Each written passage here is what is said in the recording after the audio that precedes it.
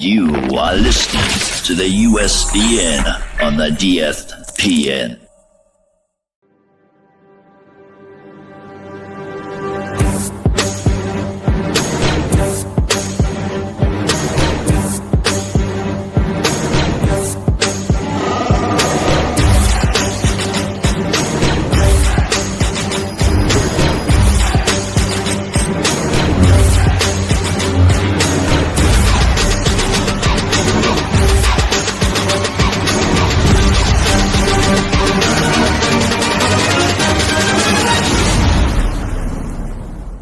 It's a trap!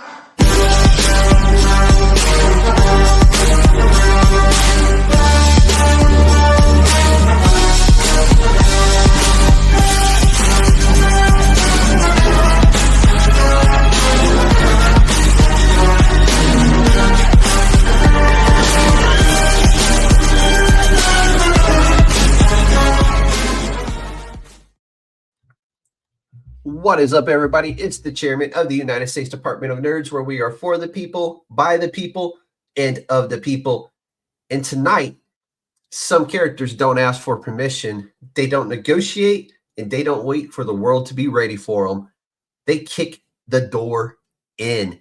Tonight on the USDN podcast, we're stepping into a collision of indie comic universes where horror, action, and attitude meet head on. When a black market deal involving a zombie blood serum threatens to spiral into global chaos, two lethal heroines, Gun Goth and Footpath, are forced into an uneasy alliance. The result? Hostile assets. A brutal crossover event written by my man here, Alfred Paige and Mark Poulton, bringing together two fan favorite worlds into one explosive shot. Ladies and gentlemen, the Councils of Nerds is now in session. Alfred, welcome to the podcast, my friend. Thank you so much. Thank you so much for having me here.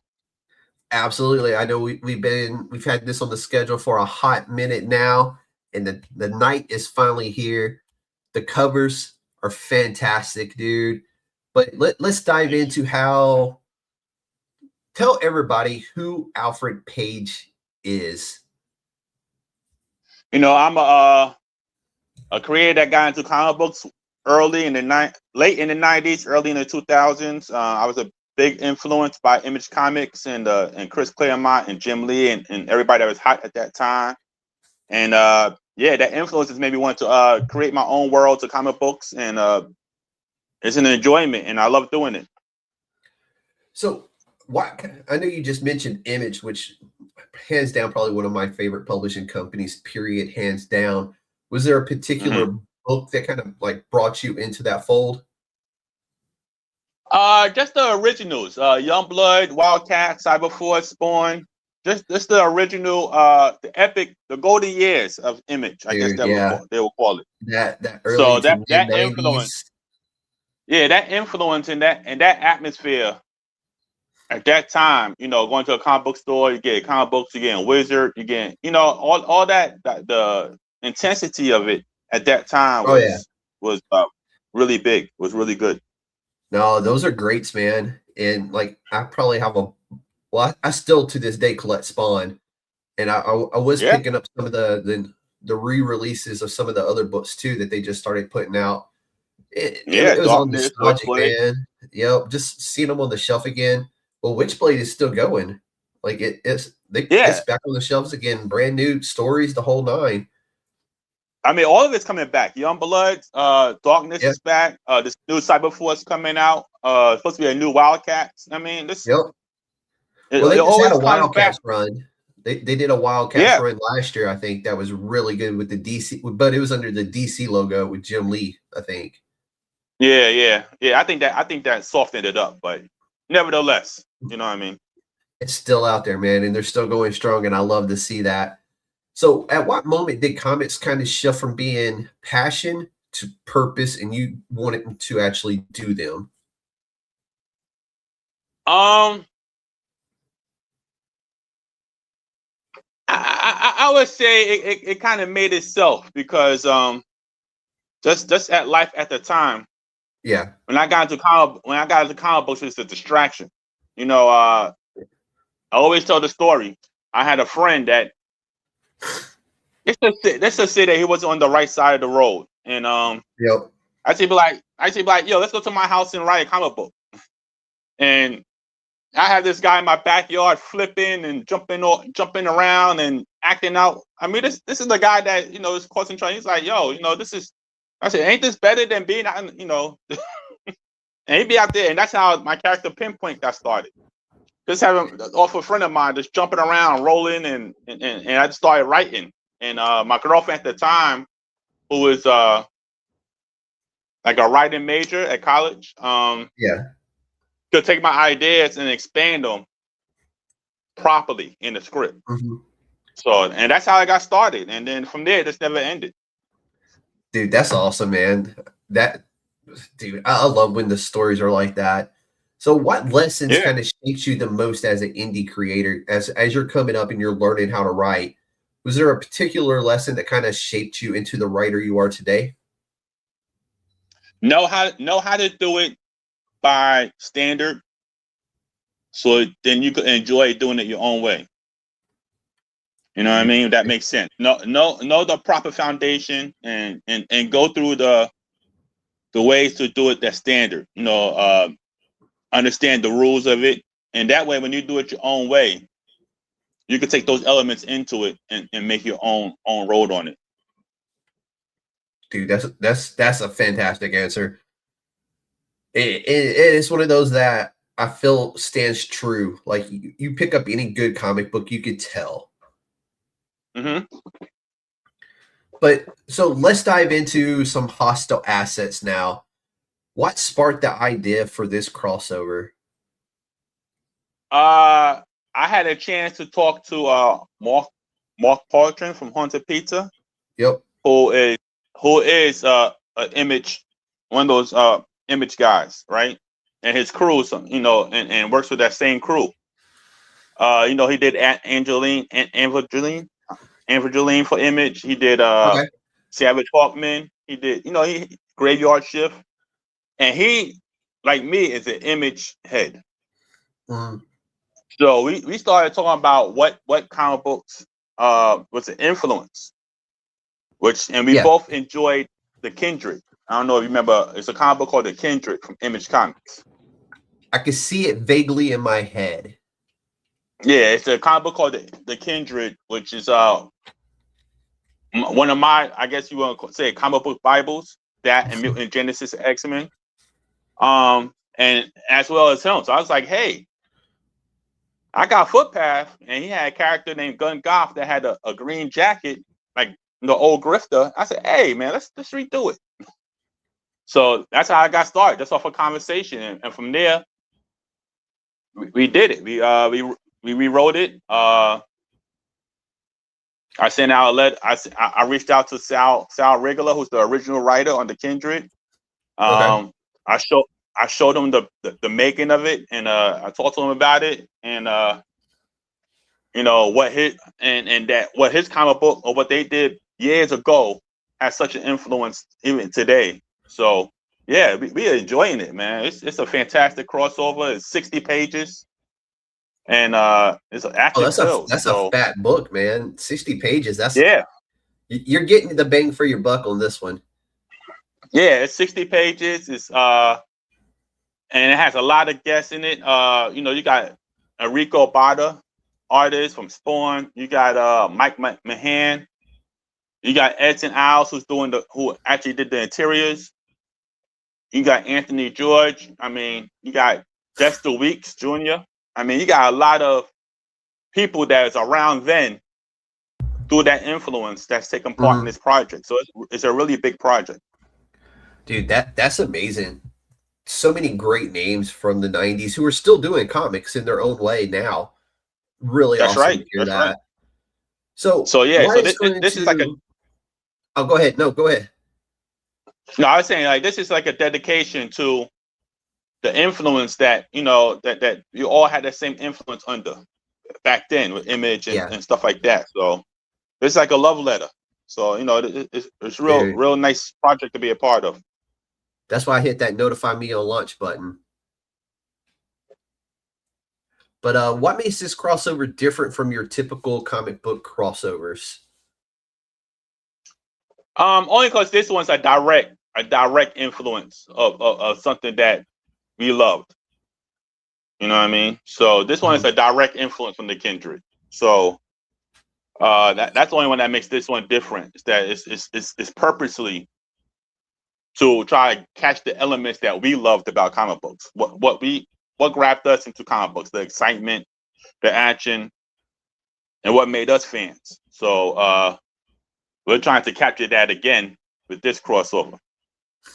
Dude, I love it, dude. This is one of those where 60 pages, some of Image's early greats, all taking part and to bring this back to life. Oh yeah, dude, that's phenomenal, especially for all those guys out there my age who grew up on Image as well as yourself. We grew up on Image. I mean, shit, Spawn is still $1.99.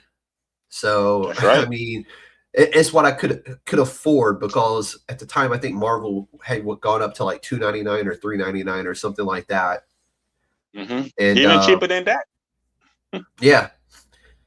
So it's awesome to hear and to see two characters so heavily influenced by that old 1990s Image when they come out swinging on everybody. So that's really cool.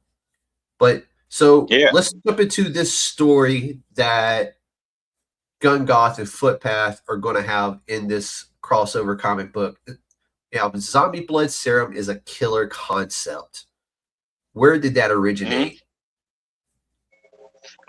In my line of comic books, I had a comic book called Blowtorch Bury the Past. Okay. Which I started a storyline about a resurrection program. Right. Okay. So that storyline kind of went into the conversation of Mark with Gun Goth, who is a girl that's tracking down these experiments and these werewolves and stuff like that. So the storyline kind of fit into each other. And you know, through conversation, it's like, hey, that's amazing that your storyline and my storyline are kind of like hitting each other. So it made its own story. Dude, that's together, so cool. The two of them together. And so, you know, if you remember the original Kindred, it was something similar off experiment. So it was like, oh, we got a chance to do an Image comic. You know what I'm saying? Like, hey man, let's do this. So you know, we got excited. It's like, hey, the stories itself is already aligned. The stories are not from the Kindred, but it led into a similar environment through the conversation me and him is having. No, so that's really cool. I mean, that two separate guys, unrelated, are working on two books very similar, and you were able to make it cross paths that way just seamlessly and make everything just flow into each other like that. That's a 1 in a million shot. You know what I'm saying? Yeah, that's rare, because it actually, even though it's a crossover between us, it actually just moves on the story for both of us. Dude, you know what I mean? Even better, that was right? That's already established. Yeah, that's already established before we even talked about it. You know, if that makes sense. Yeah, so. No, that makes 100% sense to me. But I live in this world. You know what I'm saying? Of indie comics and amazing stories that are out there in the indie comic world. So for me, like, dude, that's perfect. Like, how often do you get to write a story with somebody you don't know, and the stories just fall seamlessly into each other and work to continue both stories? That's right. So that's right. It's just a coincidence. And what's amazing about that is now that you're crossing them over here, y'all both can go off, write 2, 3, 4 more issues, and then bring them back together if you want to. Oh, well, you know, we had so much fun doing Hostile Assets. And the way that happened, I just did a Kickstarter called Footpath Dangerous Nights. Okay. About this same experiment before we even had this conversation. So if you look, I got a Kickstarter out now, or late pledges for a Kickstarter called Footpath Dangerous Nights. Okay, bet. After this, The I'm gonna way look that it up. the way that story went led right into the conversation with Mark. It's like it was like just a crazy coincidence. So it follows through. And we Dude, had so much that's fun doing hostile. We had so much fun doing hostile assets that now hostile assets is going to lead into a bigger crossover with dude. Haunted Pizza and Page One Comics with everybody, like Dude, with everybody. So that's money, bro. I love to hear that. That is absolutely amazing. So, what kind of tone is this comic book going to have? Are we getting some horror, some action, some like grindhouse style movie type action in this book? this comic book is a love letter to the '90s action that we all missed in Image. So we are going straight for the action. We are going straight for the explosive pages, the way they used to do it back then with the 2-page splashes, and just all the fun elements that people our age remember about that time in comic book. Yeah. That's what we're trying to capture with this crossover. This is like a dream project that we are again a chance to do. So how the two heroines in this comic book are very different. How did y'all manage to get these two personalities to kind of behave on paper? Like, did they start out with some initial some headbutting and then kind of work it in together and like, hey, we got to do this as a team, otherwise this isn't going to work? How did that kind of transpire between the two ladies who are the central point of this comic book? They're already going storylines made it possible to interact in a way that it reflected how they did in Kindred. So, they're going to come together. Of course, they're not going to be friends at first, but they're going to eventually have to work together. And it doesn't pause either one story. You know what I mean? Gun Goth already had a storyline going on that this crossover follows through her storyline. Footpath is already on the storyline that's going on. This crossover extends her storyline.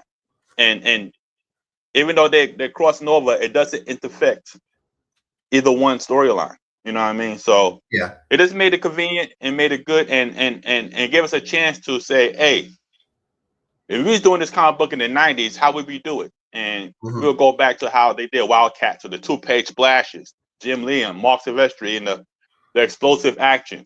I was like, I really want to do that. So, dude, I'm in. I'm bought in. I'm ready for this to drop and hit Kickstarter.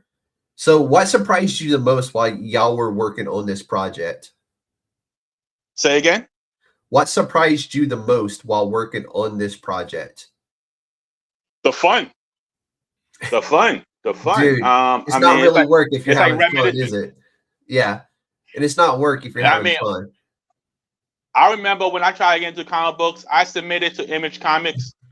So many times. It's almost, I damn near climbed through their window. I was trying everything to get into Image Comics. I sent in so many submissions to Image Comics. I sent in I remember they used to have a comic book called Dynamo 5. I think early Robert Kirkland, I think. Man, I wrote a whole crossover for Domino 5. I had Rudy Vasquez, Jordan. I sent that submission in. I was trying everything against the Image at that time. So dude, here you are working with some of the great Image creators from the 90s. Incredible. That's the most fun is working with people that is in that field. It's like getting my submission for Image back then. It turns me into a kid again, if that makes sense. No, dude, 100%. And I think that was every kid's dream at that time. But let's dive into who the creative team is on this book. We got some Edson Alves doing art, Anthony George on colors, and of course, Mark Poulton of Haunted Pizza Comics as your co-writer. All-star team, dude. Anybody else you want to shout out who worked on the book with y'all? My designer, Sade Temafonte came up with the logo. Mark Mahan been the big process of the comic book too. Okay. He's an artist. He also did a couple of covers. Serge Dilemma did a couple of covers. Anthony George, of course, for the incredible colors he's doing on the book. And there's everybody that's taking fun in this project. You got Spawn artist Erica Barto came on and did a cover for us. I mean, incredible. Oh, she's amazing. You too. got yeah, he's amazing. Oh, okay. And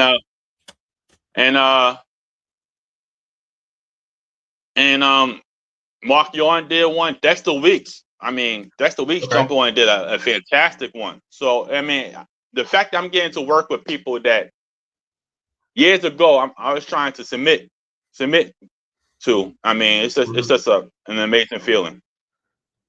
So, how did this whole creative team actually come together, and you managed to get, like, no shit, guys who worked with Image and at Image in the 90s in on this project as well? That's our relationship to Mark. So yeah, that's our relationship to Mark and Mark being in that environment or in that field back then. So this is all from his relationships. Okay, what was it like co-writing this with Mark? Oh, he gave me some freedom. He gave me an opportunity, and he loved it. And then he took my half and he added his half, and yeah, it turned out to be an amazing project. It has like I said, remnants of the Kindred, and it has our own remnants. It's like half and half, and yeah, it really turned out to be an amazing project. I mean, and I really shout out Mark Poulton for giving me the opportunity and the chance to work with him and his team. And yeah, I'm very thankful.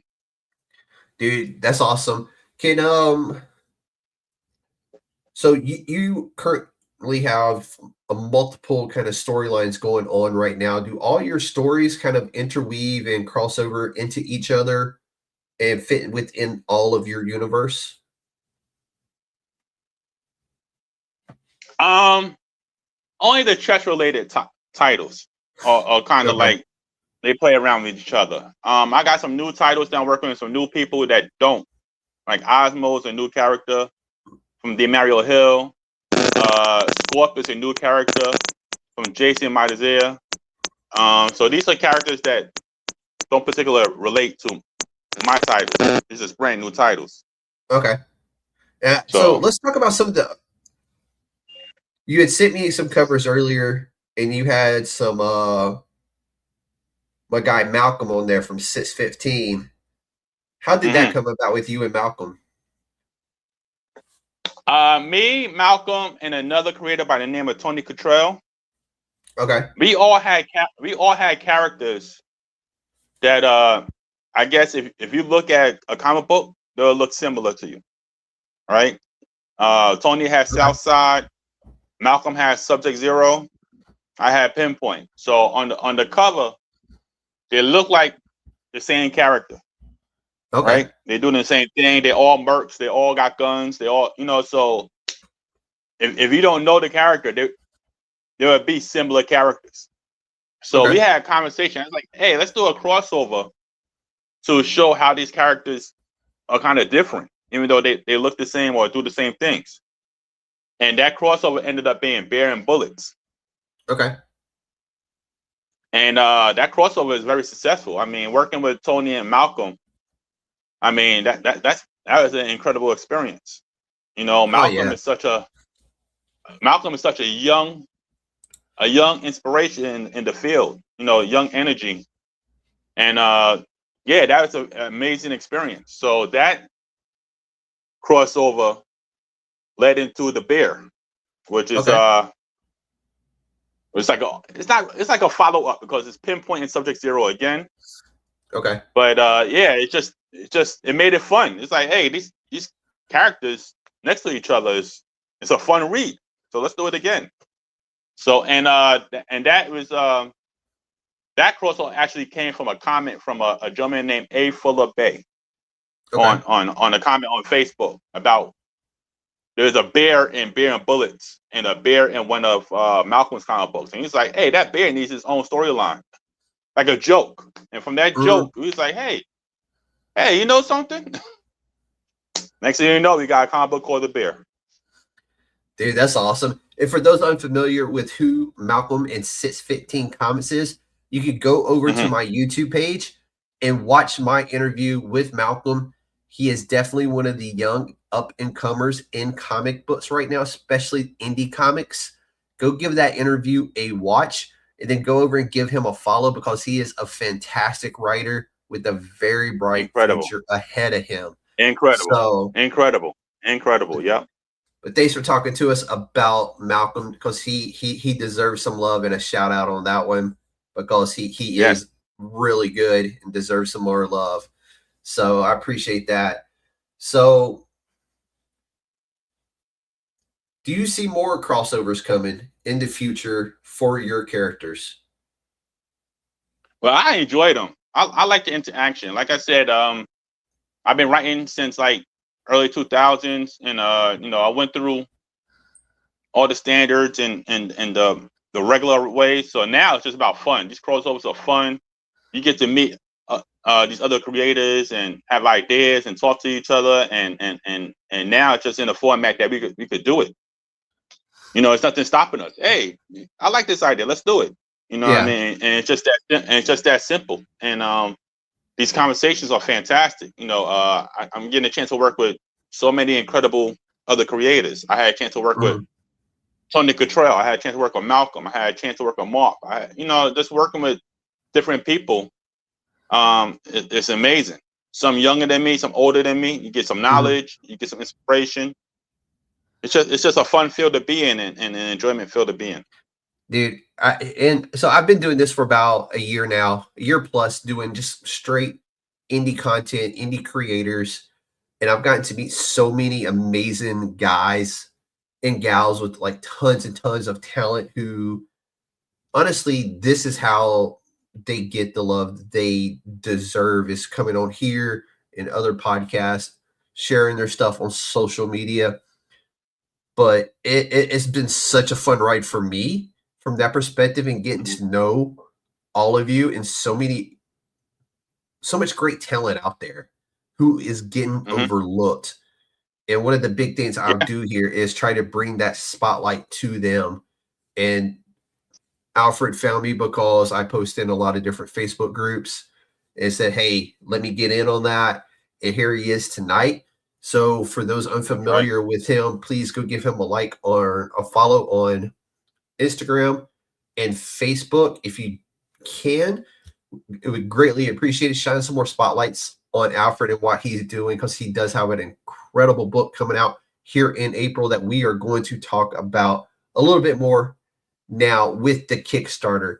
So Alfred, walk us through your Kickstarter. It's next month in April. So do you have shit, this is only February. We're launching in 2 months. April, I'm a month ahead of myself. In April. Yeah. Like, it's 60 pages, so we just giving some room. Yeah. Okay. No, dude, that makes 100% sense, because 60-page comic book is a lot for anybody to take on and try to, and you don't want it to be too fast, because then it gets sloppy and you don't want to do that. Especially with the names on this book, because there's big names on this book. We're talking ties to Image in the 90s and today. So this one definitely doesn't need to be rushed out. So what has got you most excited about this campaign in particular?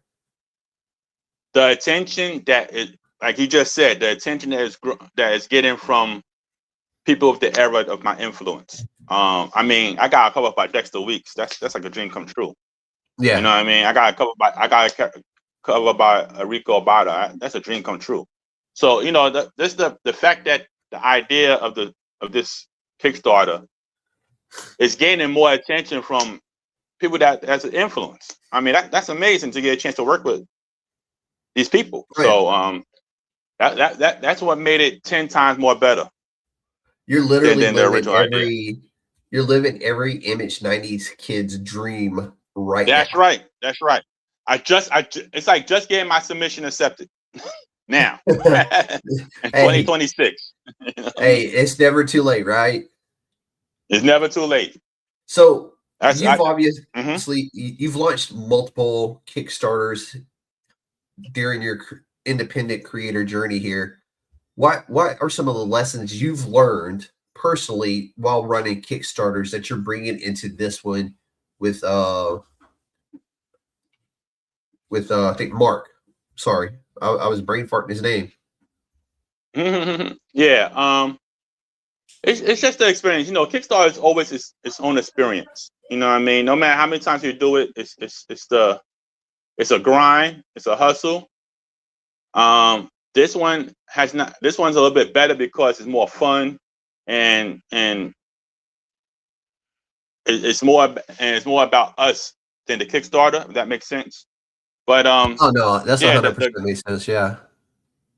yeah. So, but the grind in Kickstarter, it's always a rotation of work, promo, marketing, and yeah, those things. I mean, you know, every side of fun is a side of business, and it's a job to do. So, I mean, that's just about it right there. And You know, so I don't think, like, for the average person out there who may not know this, it's a lot of work that goes into doing a Kickstarter campaign. Lots of front end work, lots of work in the middle, lots of work at the end of the product. It is just a lot of work that I don't think the normal person out there really realize what's going into not just make the comic book, but the front end work of that as well. Coming on podcasts, doing the social media thing. That is a lot of work to do, and trying to get on podcasts. It's not easy. And some people can't bring themselves to come on a live podcast and speak to people live in person. That's right. So it's kind of wild in that. But so how important is crowdfunding to independent creators and their sustainability? It's the way. I mean, that's the lifeline. That's the blood of the indie market. Crowdfunding. I mean, I mean, yeah, you got other ways that you could get your comic book out. You got direct market, you got publications, you got distribution. But the majority is crowdfunding allows you to push out your ideas and meet new people. So, I mean, outside conventions is the only way to really be noticed everywhere. Yeah. You know what I mean? Absolutely. To be noticed everywhere. You want somebody in Canada to get your comic book. You want somebody in, you know, wherever to have access to your comic book, and you know, you don't know who's going to become a fan of your comic book where in the world, and crowdfunding allows that. So that is a very important process to the indie market. Oh yeah, and it's one of those where I tell people I'm happy just to play my small little part in that process for the creators that come on here, because it truly is a lot of fun to me. Yeah, to get to see some of these projects kind of in that process of being made along the way, to get to see the covers before the average Joe does. And I don't want to say that's a perk of the job, because it's not. The perk of the job is actually getting to talk to Alfred and other creators when they come on the show to discuss their, you know, creation. And to me, that's the fun thing that I get to do in that process, is that right there. So that's right. What kind of fun stuff do y'all have for this Kickstarter? You're going to have some exclusives, some stretch goals, some extras in there for people.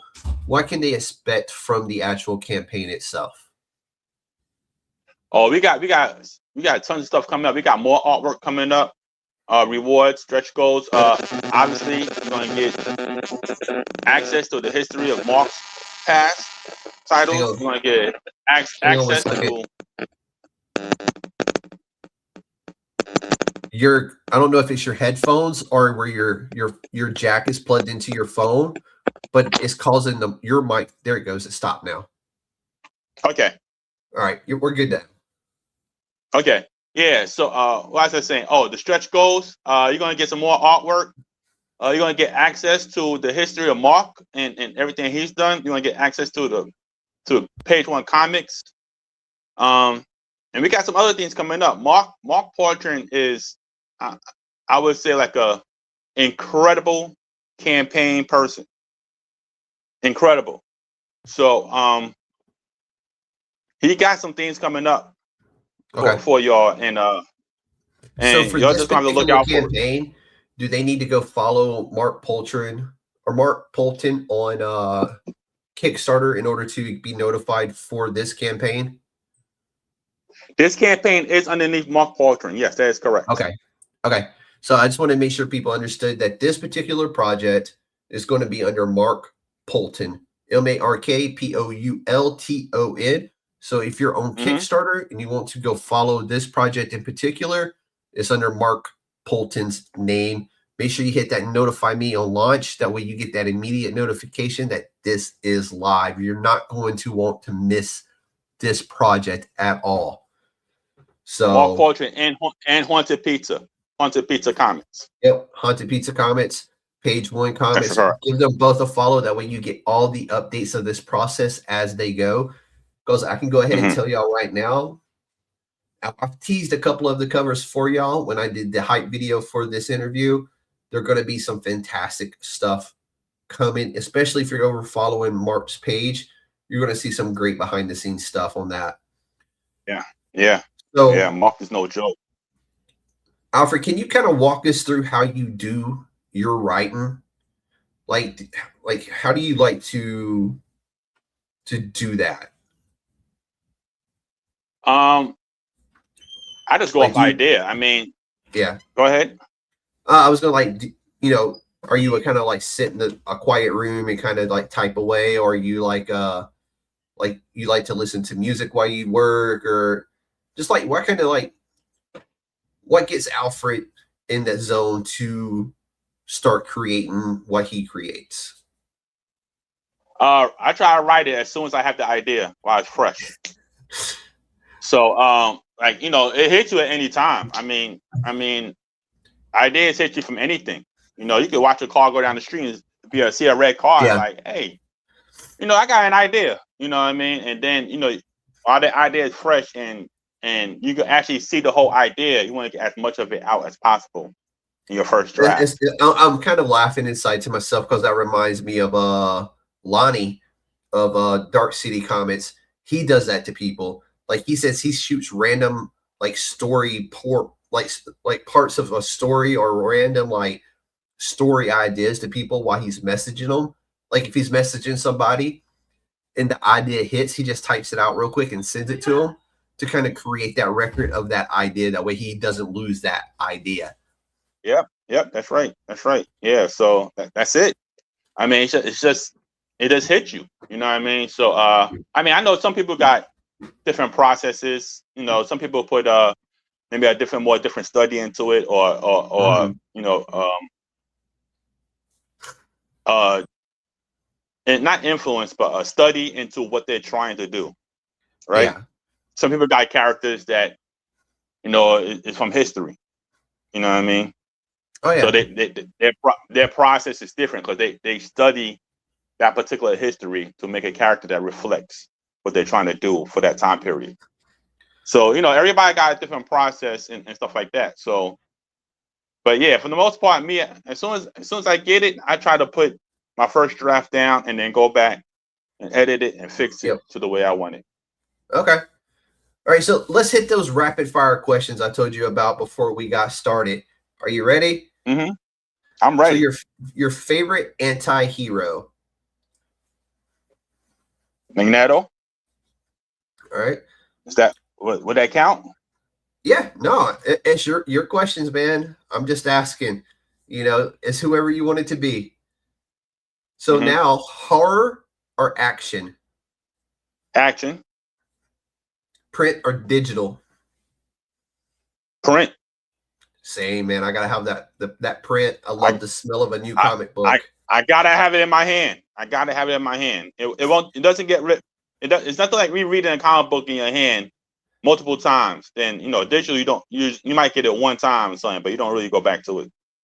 Oh yeah. So now Kickstarter must-haves.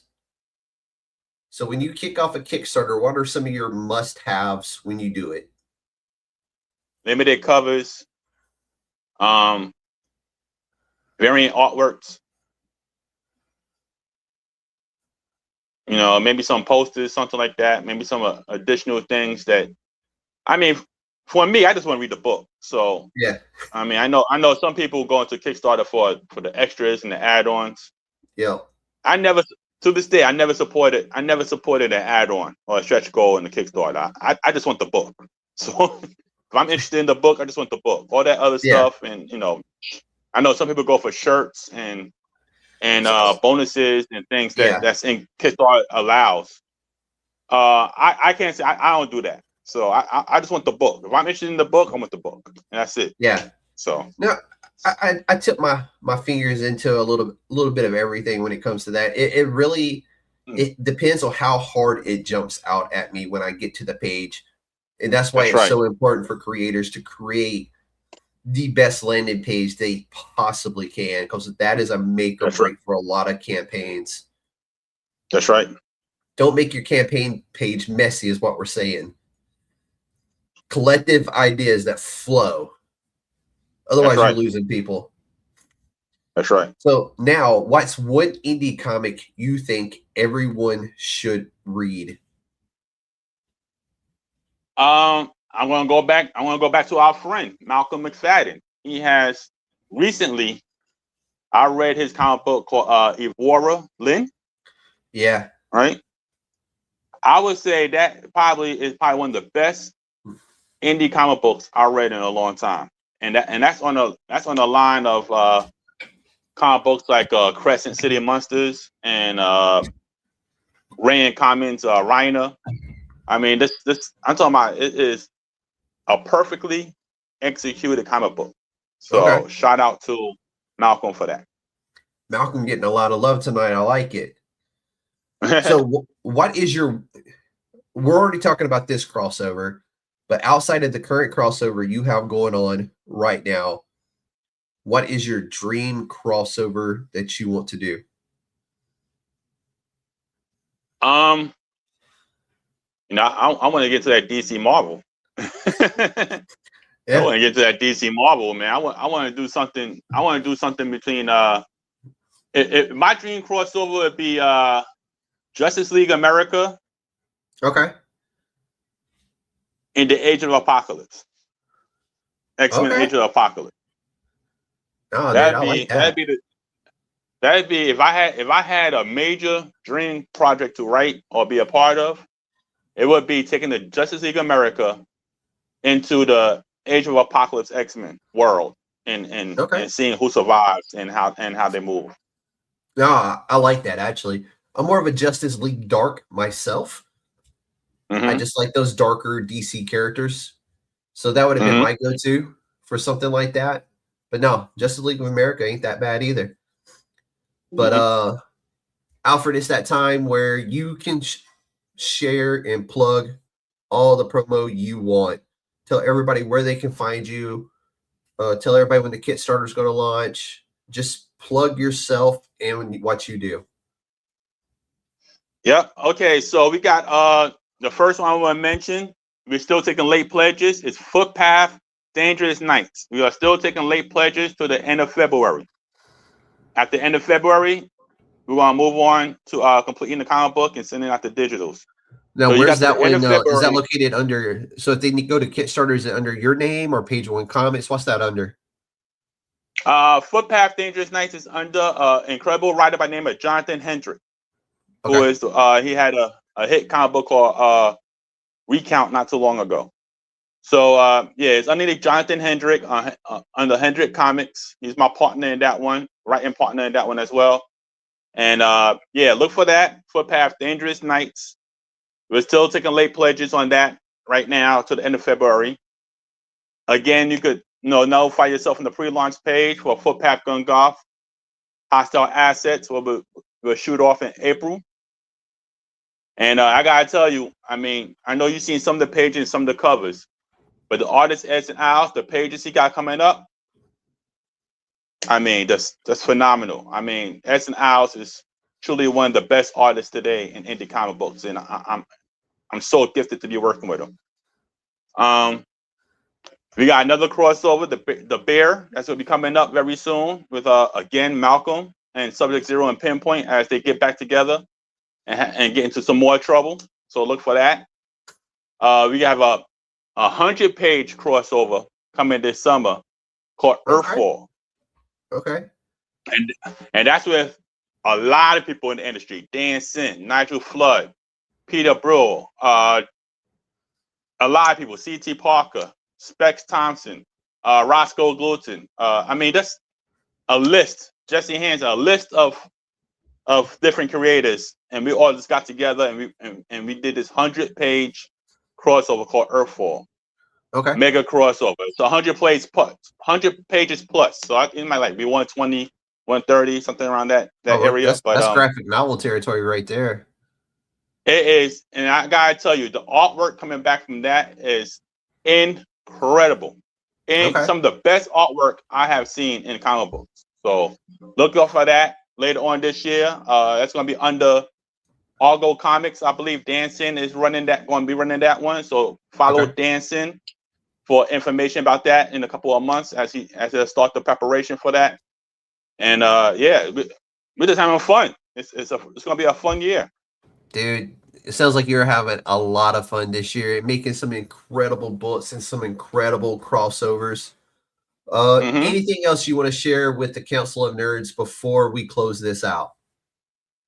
Look for some new titles coming out. So from brand new creators, first-time creators, DeMario Hill has a comic book coming out called Osmo. Jason Matazea got a comic book coming out called Scorp. I'm working on a new comic book now with artist Felipe called Beauty Mark. So just look out for all the new titles and new things coming out throughout the year.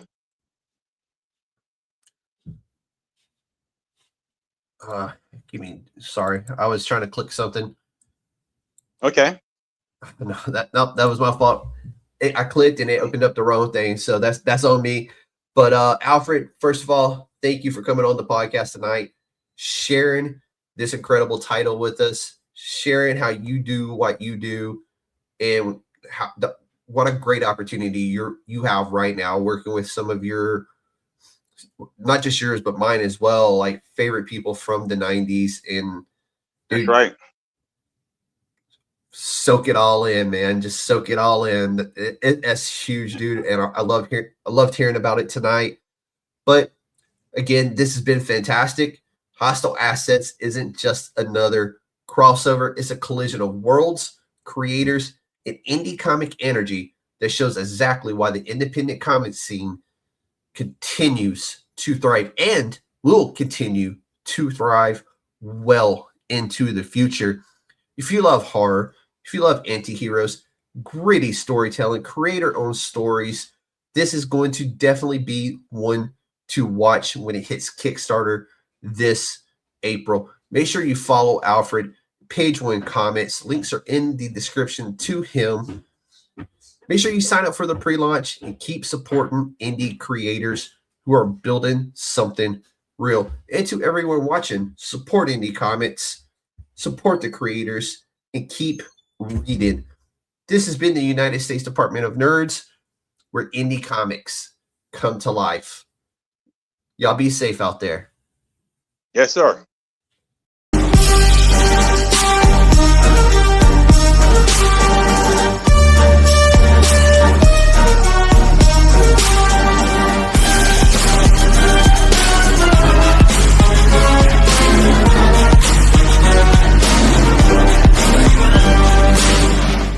It's a trap!